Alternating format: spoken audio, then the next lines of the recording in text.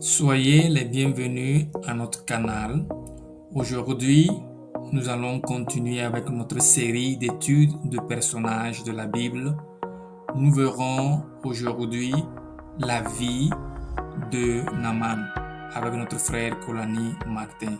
Soyez bénis. Amis dans le Seigneur, recevez nos salutations dans le nom de Jésus, notre Seigneur et Sauveur. Prions avant de voir l'enseignement du jour. Père gracieux, Père plein d'amour, de compassion, de miséricorde, nous sommes encore à tes pieds ce jour.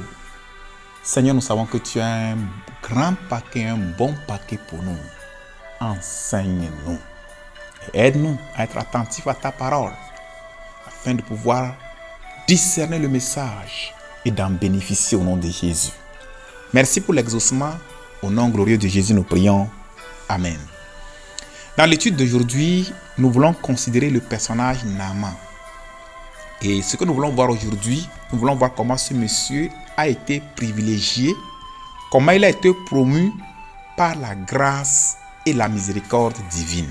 Le titre donc de l'enseignement, privilégié et promu par la grâce et la miséricorde divine.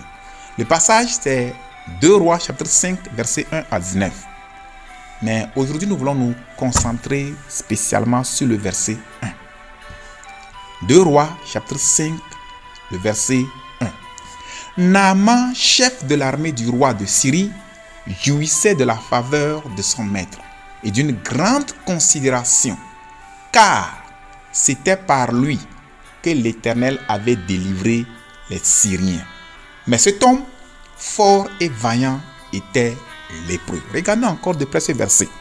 La Bible nous montre comment ce monsieur avait une grande considération.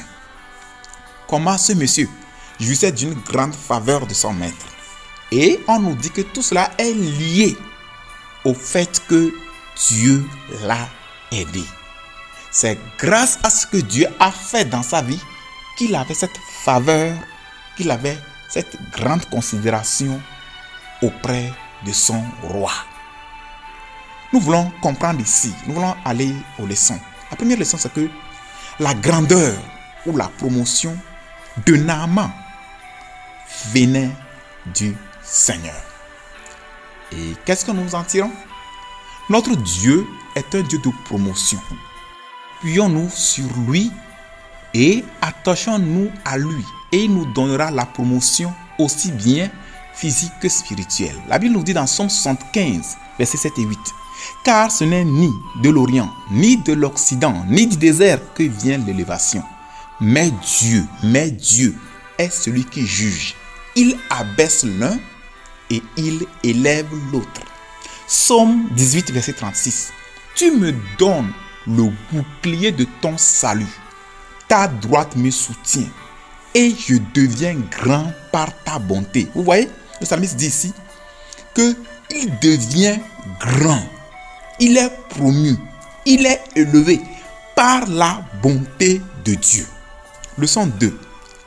Le Seigneur a utilisé Naaman pour apporter la délivrance à sa nation. Ce n'est pas la puissance de la nation. Ce n'est pas la sophistication ou la quantité de leurs armes.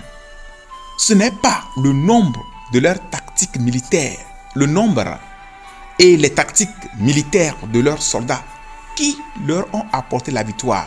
C'était le Seigneur. Le Seigneur utilise encore aujourd'hui des gens simples pour apporter la délivrance et la victoire aux multitudes. Rendons-nous disponibles pour qu'ils puissent nous utiliser. La Bible nous dit dans Zacharie chapitre 4 verset 6.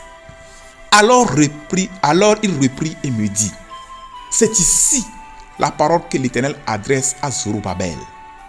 Ce n'est ni par la puissance, ni par la force, mais c'est par mon esprit, dit l'Éternel des armées. La Bible nous dit aussi dans 2 Timothée 2, 21, si donc quelqu'un se conserve pur, en s'abstenant de ces choses, il sera un vase d'honneur, sanctifié, utile à son maître, propre à toute bonne œuvre. Rendons-nous disponibles et Dieu nous utilisera. Leçon 3. Des postes vacants pour les enfants de Dieu. Vous voyez, regardons encore cet homme Naaman. C'était un païen. Si Dieu pouvait utiliser un incroyant, un païen, pour apporter une si grande délivrance, combien ne le ferait-il pas plus avec ses enfants fidèles? Il y a des postes vacants. Chaque enfant de Dieu est qualifié pour en faire la demande. Leçon 4. Prier pour recevoir le meilleur de Dieu. Quand nous regardons ce cas de Naaman, Naaman n'a même pas prié avant de recevoir cette grâce divine. Si Dieu l'a fait pour un pécheur, ne le fera-t-il pas pour ses enfants qui lui font la demande? La Bible nous dit dans Jean 1,16 « Et nous avons tous reçu de sa plénitude et grâce pour grâce. » 2 Corinthiens 9,8 nous montre également comment Dieu peut nous aider. Ce dont nous avons besoin, c'est de prier, c'est d'avoir confiance en Dieu, de chercher sa face, de croire ses promesses, et il nous visitera. 2 Corinthiens 9,8 nous dit « Et Dieu peut vous combler de toutes sortes de grâces, afin que, possédant toujours en toutes choses, de quoi satisfaire à tous vos besoins, vous ayez encore en abondance pour toute bonne œuvre. » Leçon 5. Dites non aux limites. Naaman ne s'est pas laissé limiter par son handicap. Il était lépreux. Nous ne devons permettre à aucun handicap physique ni à aucun obstacle de limiter les potentiels que Dieu nous a donnés. Que ces choses soient physiques ou spirituelles, tout ce qui veut nous limiter, nous devons dire non à cela. Parce que Dieu a mis en nous des potentiels. Leçon 6. La puissance limitée de l'homme. Et nous voyons Naaman. Retournons encore pour voir le verset 1. La Bible nous dit « Naaman, chef de l'armée du roi de Syrie, jouissait de la faveur de son maître et d'une grande considération, car c'était par lui que l'Éternel avait délivré les Syriens. Mais cet homme fort et vaillant était lépreux. » C'est là que nous parlons de la puissance limitée de l'homme. Voyons ce Naaman. Même si ce Naaman était un homme vaillant et puissant, il ne pouvait pas vaincre la lèpre. Seul Dieu pouvait le faire. Peu importe à quel point nous sommes compétents, intelligents ou riches, il y a des choses que nous ne pouvons pas faire, des choses que nous ne pouvons pas réaliser ou conquérir sans Dieu. Soyons humbles et reconnaissants sa seigneurie sur nos vies. Leçon 7.